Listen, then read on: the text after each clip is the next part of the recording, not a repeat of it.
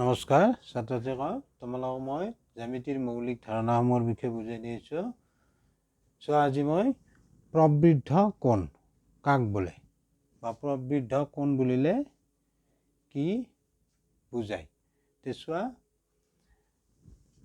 যিবোৰ কোণৰ জোখ 180 ডিগ্ৰীতকৈ ডাঙৰ কিন্তু 360 ডিগ্ৰীতকৈ সৰু, সেইবোৰ কোণক প্ৰবৃদ্ধ কোণ বোলে। চোৱা, এইটো হ'ব সৰল কোণ আৰু সৰল কোণৰ জোখ 180 ডিগ্ৰী। তাৰপিছত চাবা, AOB এইটো এনেকৈ চোৱা, এইটো হ'ব প্ৰবৃদ্ধ কোণ। 180 ডিগ্ৰী, এইখিনি হ'ব 180 ডিগ্ৰী সৰল কোণ।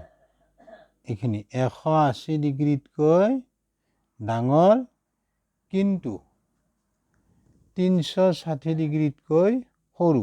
360 ডিগ্ৰী হ'লে কি হ'ব? সম্পূৰ্ণ কোণ, সম্পূৰ্ণ এপাক। এইখিনি হ'ব সম্পূৰ্ণ এপাক ঘূৰিলে হ'ব 360 ডিগ্ৰী, আৰু 360 ডিগ্ৰী কোণক সম্পূৰ্ণ কোণ বুলি কোৱা হয়। পালা বুজি সূত্ৰটো? 180 ডিগ্ৰী, এইখিনি হ'ব 180 ডিগ্ৰী সৰল কোণ, আৰু এইখিনি AOB এইটো হ'ব প্ৰবৃদ্ধ কোণ। পালা বুজি? 180 ডিগ্ৰীতকৈ ডাঙৰ আৰু 360 ডিগ্ৰীতকৈ সৰু কোণক প্ৰবৃদ্ধ কোণ বোলে। বুজি পালা? Thank you, bye by.